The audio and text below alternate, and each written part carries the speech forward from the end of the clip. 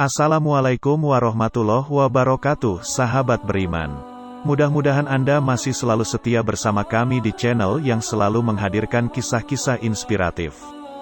Pada kesempatan kali ini kami sudah menyiapkan satu kisah berhikmah untuk menambah iman kita. Sebelum itu mari, support channel ini dengan cara like dan subscribe. Klik lonceng juga, biar kamu nanti dapat konten bermanfaat lainnya. Karena dianggap hampir membunuh Baginda, maka Abu Nawas mendapat celaka. Dengan kekuasaan yang absolut, Baginda memerintahkan prajurit-prajuritnya langsung menangkap dan menyeret Abu Nawas untuk dijebloskan ke penjara. Waktu itu Abu Nawas sedang bekerja di ladang karena musim tanam kentang akan tiba. Ketika para prajurit kerajaan tiba, ia sedang mencangkul. Dan tanpa alasan yang jelas mereka langsung menyeret Abu Nawas sesuai dengan titah Baginda. Abu Nawas tidak berkutik. Kini ia mendekam di dalam penjara. Beberapa hari lagi kentang-kentang itu harus ditanam. Sedangkan istrinya tidak cukup kuat untuk melakukan pencangkulan. Abu Nawas tahu bahwa tetangga-tetangganya tidak akan bersedia membantu istrinya sebab mereka juga sibuk dengan pekerjaan mereka masing-masing. Tidak ada yang bisa dilakukan di dalam penjara kecuali mencari jalan keluar. Seperti biasa Abu Nawas tidak bisa tidur dan tidak enak makan. Ia hanya makan sedikit. Sudah 2 hari ia meringkuk di dalam penjara. Wajahnya murung. Hari ketiga Abu Nawas memanggil seorang pengawal. "Bisakah aku minta tolong kepadamu?" kata Abu Nawas membuka pembicaraan. "Apa itu?" kata pengawal itu tanpa gairah. "Aku ingin pinjam pensil dan selembar kertas. Aku ingin menulis surat untuk istriku. Aku harus menyampaikan sebuah rahasia penting yang hanya boleh diketahui oleh istriku saja." Pengawal itu berpikir sejenak lalu pergi meninggalkan Abu Nawas. Ternyata pengawal itu menghadap Baginda Raja untuk melapor. Mendengar laporan dari pengawal, Baginda segera menyediakan apa yang diminta Abu Nawas. Dalam hati, Baginda bergumam mungkin kali ini ia bisa mengalahkan Abu Nawas. Abu Nawas menulis surat yang berbunyi, "Wahai istriku, janganlah engkau sekali-kali menggali ladang kita karena aku menyembunyikan harta karun dan senjata di situ. Dan tolong jangan bercerita kepada siapapun." Tentu saja surat itu dibaca oleh Baginda karena beliau ingin tahu apa sebenarnya rahasia Abu Nawas.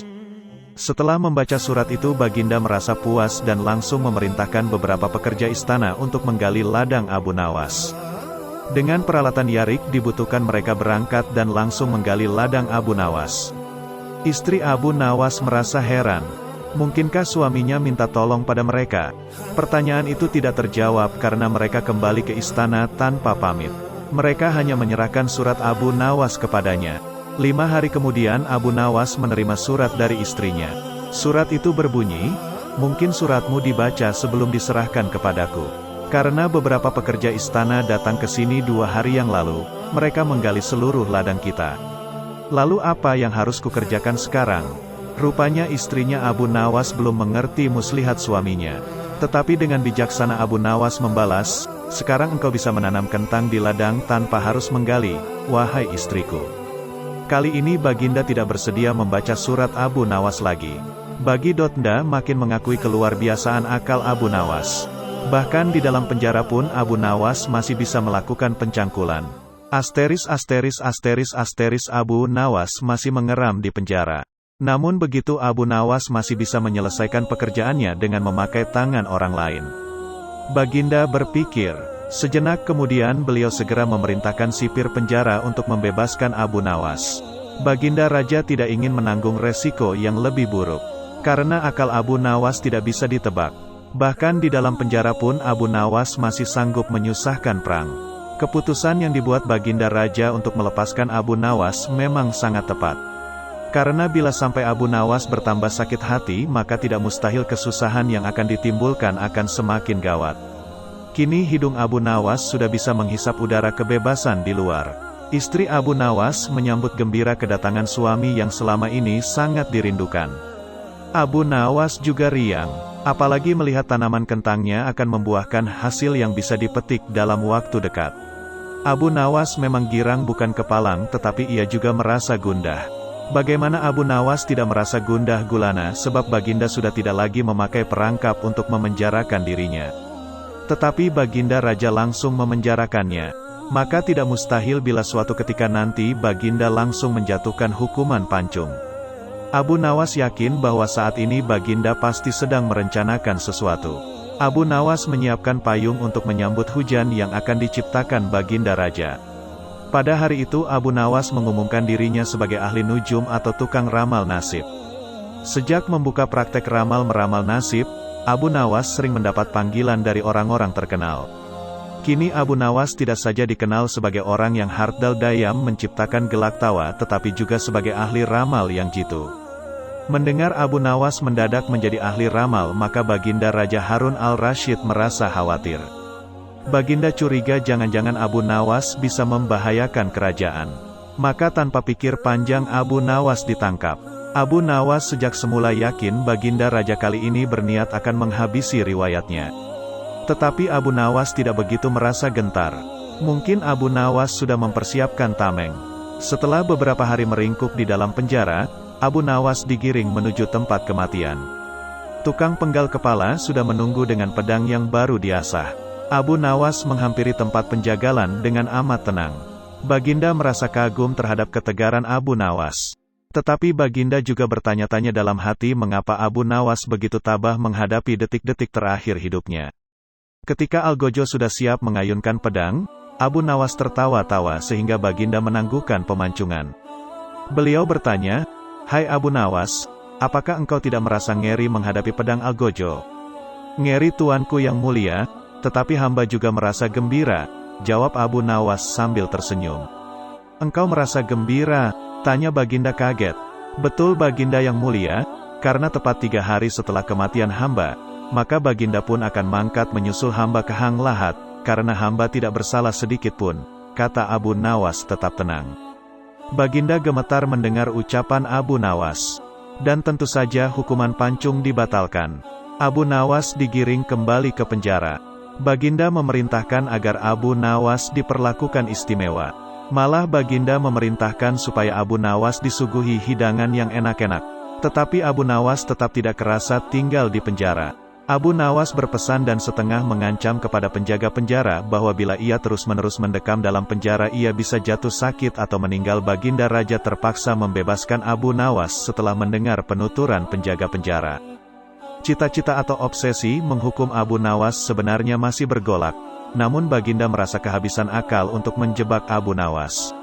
Seorang penasihat kerajaan kepercayaan Baginda Raja menyarankan agar Baginda memanggil seorang ilmuwan ulama yang berilmu tinggi untuk menandingi Abu Nawas. Pasti masih ada peluang untuk mencari kelemahan Abu Nawas.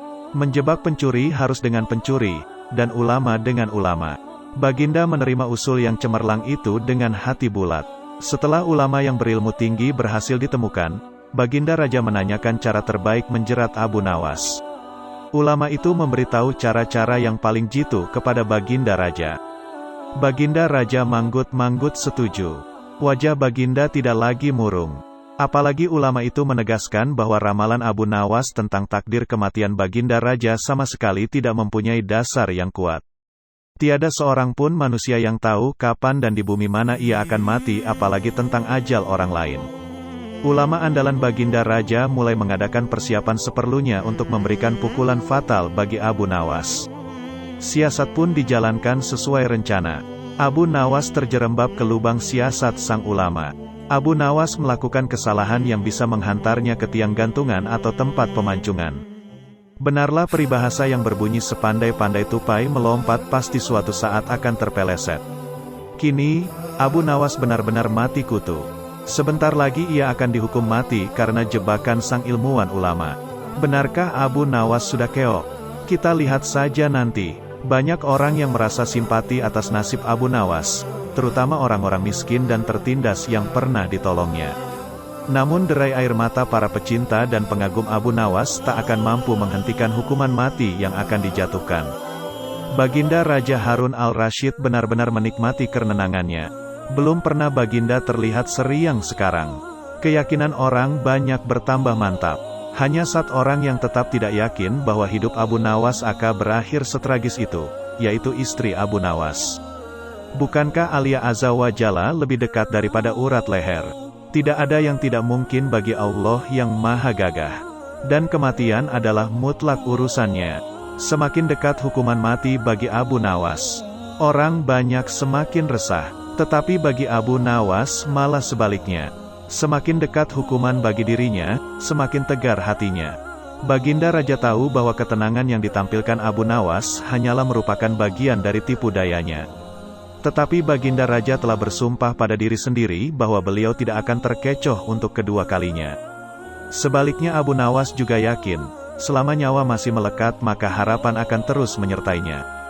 Tuhan tidak mungkin menciptakan alam semesta ini tanpa ditaburi harapan-harapan yang menjanjikan. Bahkan dalam keadaan yang bagaimanapun gawatnya, keyakinan seperti inilah yang tidak dimiliki oleh Baginda Raja dan ulama itu. Seketika suasana menjadi hening, sewaktu Baginda Raja memberi sambutan singkat tentang akan dilaksanakan hukuman mati atas diri terpidana mati Abu 127 Nawas. Kemudian tanpa memperpanjang waktu lagi Baginda Raja menanyakan permintaan terakhir Abu Nawas. Dan pertanyaan inilah yang paling dinanti-nantikan Abu Nawas. Adakah permintaan yang terakhir? Ada paduka yang mulia, jawab Abu Nawas singkat. Sebutkan, kata Baginda, sudilah kiranya hamba diperkenankan memilih hukuman mati yang hamba anggap cocok wahai Baginda yang mulia, pinta Abu Nawas. Baiklah, kata Baginda menyetujui permintaan Abu Nawas. Paduka yang mulia, yang hamba pinta adalah bila pilihan hamba benar hamba bersedia dihukum pancung. Tetapi jika pilihan hamba dianggap salah maka hamba dihukum gantung saja, kata Abu Nawas memohon. Engkau memang orang yang aneh. Dalam saat-saat yang amat genting pun engkau masih sempat bersenda gurau. Tetapi ketahuilah bagiku segala tipu muslihatmu hari ini tak akan bisa membawamu kemana-mana, kata Baginda sambil tertawa. Hamba tidak bersenda gurau paduka yang mulia, kata Abu Nawas bersungguh-sungguh. Baginda makin terpingkal-pingkal. Belum selesai Baginda Raja tertawa-tawa, Abu Nawas berteriak dengan nyaring. Hamba minta dihukum pancung. Semua yang hadir kaget. Orang banyak belum mengerti mengapa Abu Nawas membuat keputusan begitu. Tetapi kecerdasan otak Baginda Raja menangkap sesuatu yang lain. Sehingga tawa Baginda yang semula berderai-derai mendadak terhenti. Kening Baginda berkenyit mendengar ucapan Abu Nawas. Baginda Raja tidak berani menarik kata-katanya karena disaksikan oleh ribuan rakyatnya. Beliau sudah terlanjur mengabulkan Abu Nawas menentukan hukuman mati yang paling cocok untuk dirinya. Kini kesempatan Abu Nawas membela diri. Baginda yang mulia, hamba tadi mengatakan bahwa hamba akan dihukum pancung. Kalau pilihan hamba benar maka hamba dihukum gantung. Tetapi di manakah letak kesalahan pilihan hamba sehingga hamba harus dihukum gantung? Padahal hamba telah memilih hukuman pancung. Olah kata Abu Nawas memaksa Baginda Raja dan ulama itu tercengang. Benar-benar luar biasa otak Abu Nawas ini. Rasanya tidak ada lagi manusia pintar selain Abu Nawas di negeri Baghdad ini. Abu Nawas, aku mengampunimu, tapi sekarang jawablah pertanyaanku ini. Berapa banyakkah bintang di langit? Oh, gampang sekali tuanku. Iya, tapi berapa? 100 juta? 100 miliar? Tanya Baginda. Bukan tuanku, cuma sebanyak pasir di pantai. Kau ini, bagaimana bisa orang menghitung pasir di pantai? Bagaimana pula orang bisa menghitung bintang di langit? Hahaha. Tanda seru. Kau memang penggeli hati. Kau adalah pelipur laraku. Abu Nawas, mulai sekarang jangan segan-segan, sering-seringlah datang ke istanaku. Aku ingin selalu mendengar lelucon-leluconmu yang baru. Siap Baginda? Masya Allah, sebuah kisah yang mudah-mudahan bisa menjadi ibroh untuk kita. Jangan lupa berikan komentar Anda dan subscribe channel ini, agar nanti bisa mendapat kisah-kisah menarik lainnya. Sampai jumpa, wassalamualaikum warahmatullahi wabarakatuh.